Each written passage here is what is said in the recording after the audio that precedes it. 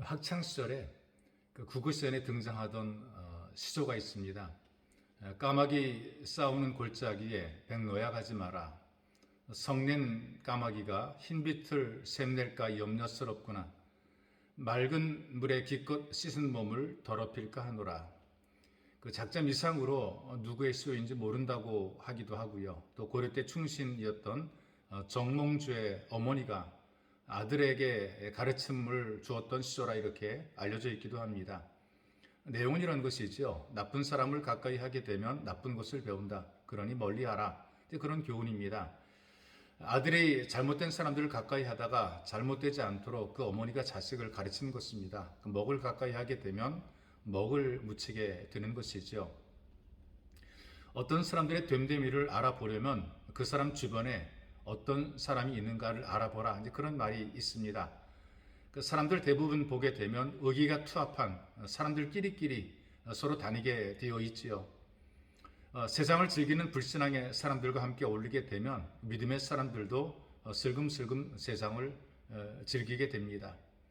60년대에 사회운동을 하던 전사님이 계셨어요. 공단 선교를 위해서 한 공장에 위장 취업을 하게 되고 공장 직원들과 어울리게 됩니다.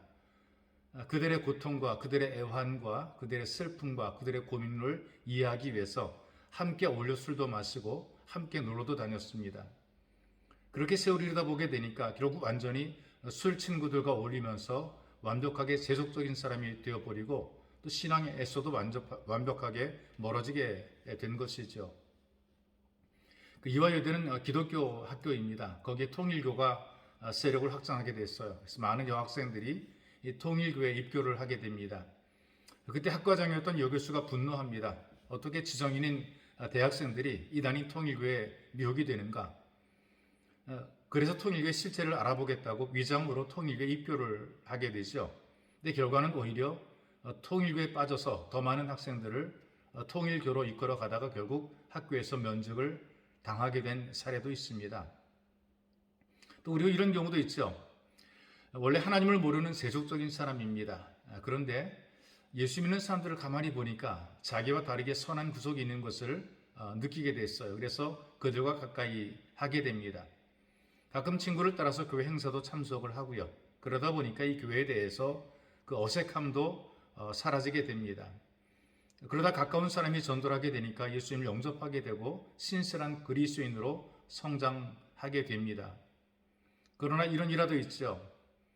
수도원에서 생활하던 수녀가 오랜만에 도시로 외출을 하게 됩니다. 수도원 밖으로 나와보게 되니까 세상이 많이 바뀌었어요. 사람들도 많아지게 되고 또 멋진 남자들도 굉장히 많아졌습니다.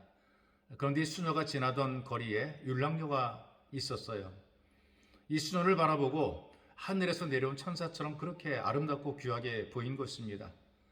살기 위해서 자기는 몸을 팔지만 자기 삶이 너무나 한심하고 자기 삶이 싫어지게 됐지요. 그런데 이 수녀는 수도원에서 나와서 한 남자를 보고 마음에 품게 됩니다. 그러니까 수도원에 돌아가서도 이 감옥같이 따분하고 지겨워지게 되고 결국 수도원을 나오게 됩니다.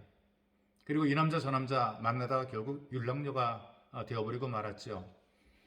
그런데 이 수녀를 흠모했던 율랑녀는 자기 생활을 청산합니다. 그리고 수도원에 들어가서 평생 하나님을 가까이하며 살게 됩니다. 사람들은 언제나 자기가 가까이 하는 것에 영향을 받게 되어 있습니다. 만약 여러분들이 하나님을 가까이 하고 있다면 여러분들은 하나님의 은혜 안에 사는 사람들입니다. 그래서 시인은 이렇게 고백을 해요. 제가 말씀 하나를 소개해 드리겠습니다. 시편 73편 28절의 말씀입니다. 26절부터 28절 두 절을 그 세 절을 제가 읽어 드리겠어요.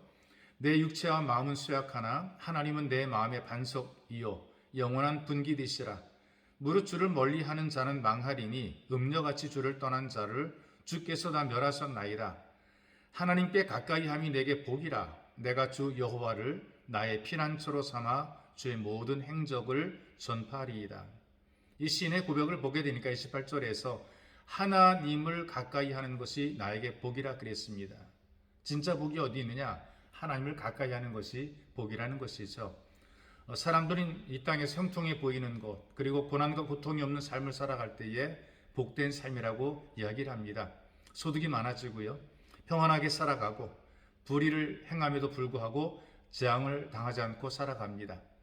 그래서 때로는 그들의 삶이 부럽기도 하죠. 시인도 그랬습니다.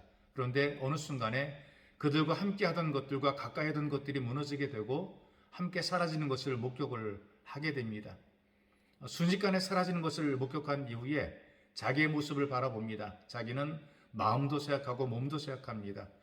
세상의 것들도 없습니다. 그런데 하나님을 가까이 함으로 자기가 받고 누리는 영원한 분복, 자기의 몫이 있다는 사실을 깨닫게 됩니다.